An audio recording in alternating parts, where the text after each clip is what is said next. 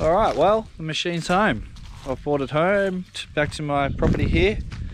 Yeah, uneventful. Hired a trailer in the end and managed to get on. A little bit of wizardry with the forklift in order to lift it up so that the bumper cleared, but it's home now and I'm going to work on getting it off this trailer so I can take it back to the servo and not end up with an extra charge for going over the 3 hours that I allocated for the car hire. So here it is, a picture on the trailer as it sits. This is how I've purchased it. I'll take it off the trailer and I'll do a bit of a walk around later.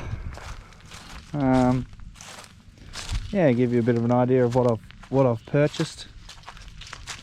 First LS drift car I've ever owned, and yeah, it's definitely got all the bits and pieces that you need. So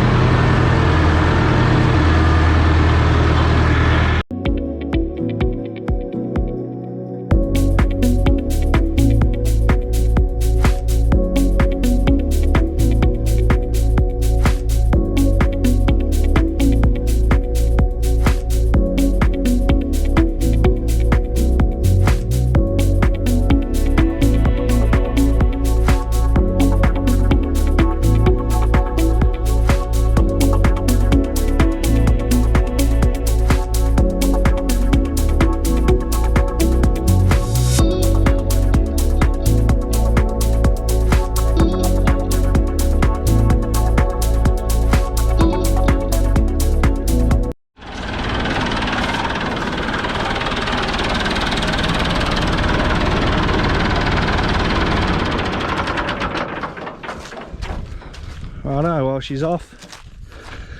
That was relatively easy with the crane. Excuse my heavy breathing, I'm in a bit of a rush, so we'll go about pulling all this gear out when I get home, and see what sort of project I'm up against. She's obviously a non-runner, and yeah, drift cars are drift cars, aren't they? They're usually 9 times out of 10 in pieces. Come on, in box. No, box. Good girl.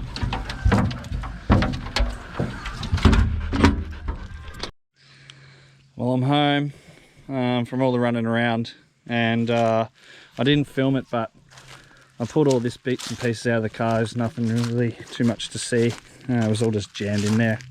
Originally the car was sitting at a workshop and all this was just on a wheelie bench, but I'll give you the run around now of this this project I've bought. Sort of try to identify as many of the bits and pieces as I can as we go. Alright, let's do the walk around. Fuel cell in the boot. Looks like a bit of a fuel reg there. Not sure of the brand. It ran on E85, which I will continue to run it on E85. So steel quarters, tube rear end. I'll pop it on the hoist and give you the rundown what's underneath it. So Valo seat, it's not a wrap. It's got a Wellwood hydro. Typical drifter style duct taped gauges. Power steering, power windows rather, are here. The steering wheel just looks like it seems to be the factory column and steering wheel. Brakes, brake pedal, box and clutch master all look the same. Nissan Accelerator looks the same. This old duct tape. It's got electric windows. The glass is still in it. Doors are still steel. It does have a second caliper, which is good. This one here, I believe, is for the handbrake. I'll show you that when I get it up on the hoist.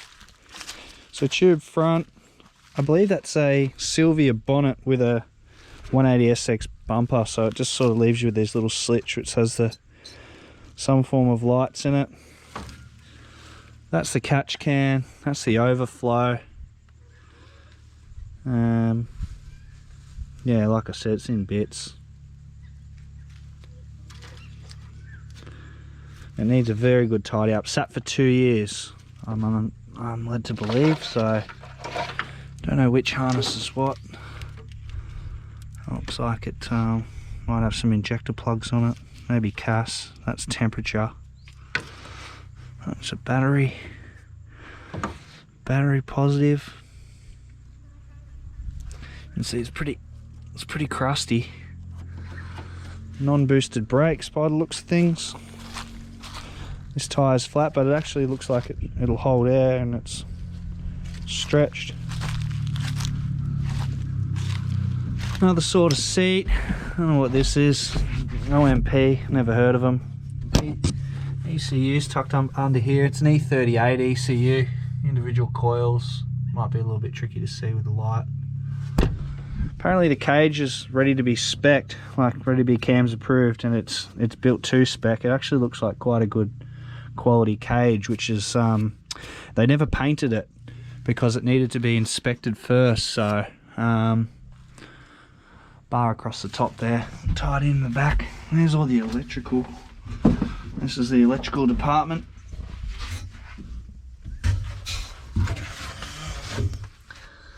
I'm assuming there are going to be fuel pumps and fans and accessories of the like.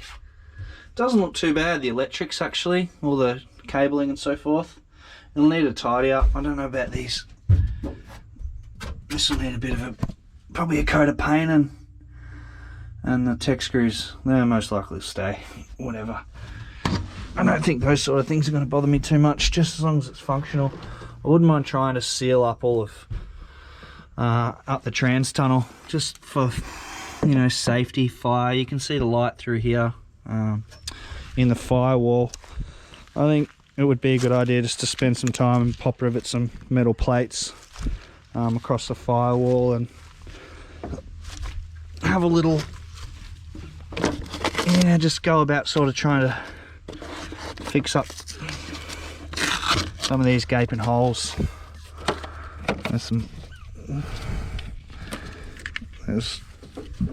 There's holes everywhere, there's shit everywhere. At least it's sort of been somewhat,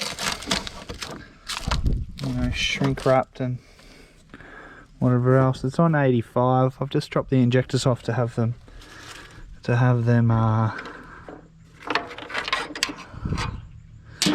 flow tested and cleaned. I'll drag the motor out and give you guys a look at the motor. It's a 6 litre out of a VZ, so I'll drag that out with the crane and pull it off and pop it on the engine stand and take you with me.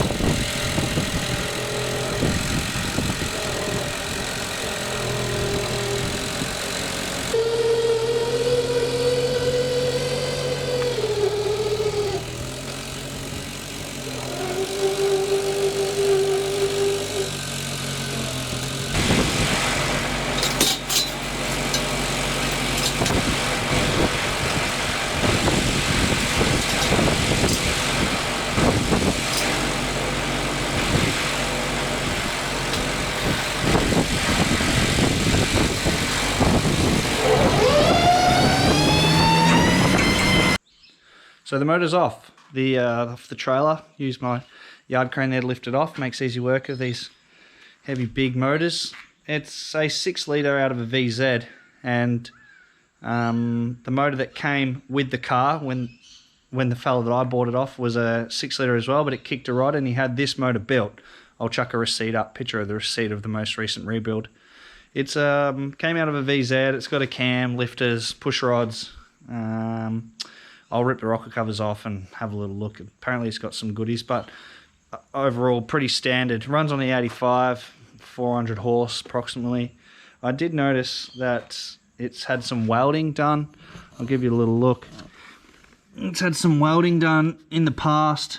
Looks like it's cracked the ear off the bell housing. Someone's given the bell housing a hard time and cracked the ear off it. Apparently the gearbox still bolts up fine, and the engine reconditioner said, oh look, it's pretty superficial, so send it the way it is, no problems at all.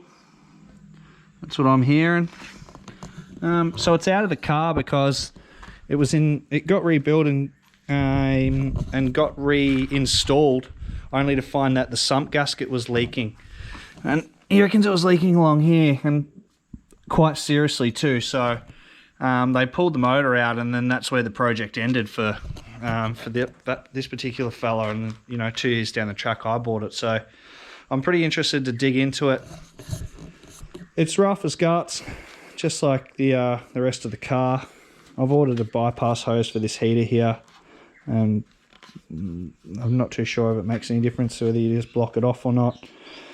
Sort of everything looks like it's going to work.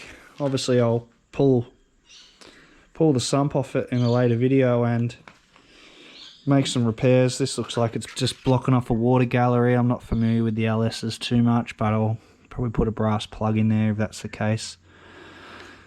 I pulled the injectors out this afternoon because where the car was situated was right next to the fella that cleans the injectors, so I didn't want to do 2 trips. So I got the motor and gearbox and all the rest of the gear home, and then went about just quickly popping the injectors out and dropping them off so I can have them rebuilt as quick as possible, or flow tested, cleaned, whatever. It has sat for 2 years with 85 in it. You can smell it, stinks. So anyway, I've got some work cut out for me. All the bits look like they're there. It's a big pile of bolts at the second, which is, fine, but who doesn't like a project?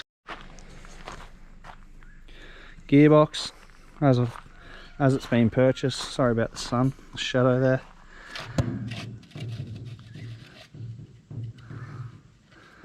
Apparently all the bits are, in it, 6-speed with a rip shift on it. All these seals look nice and soft and what have you. The exhaust's welds are pretty bird shit.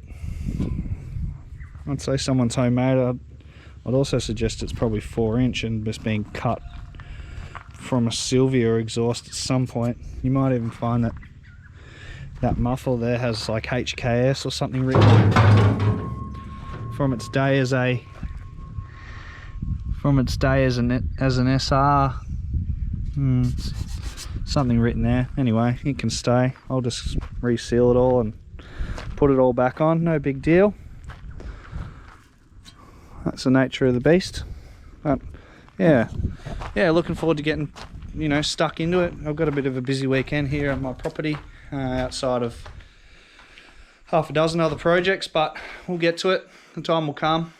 I've got to take this Skyline off the hoist and give the shed a good tidy up, bit of a rearrange and move some things around, and make some space for the new toy.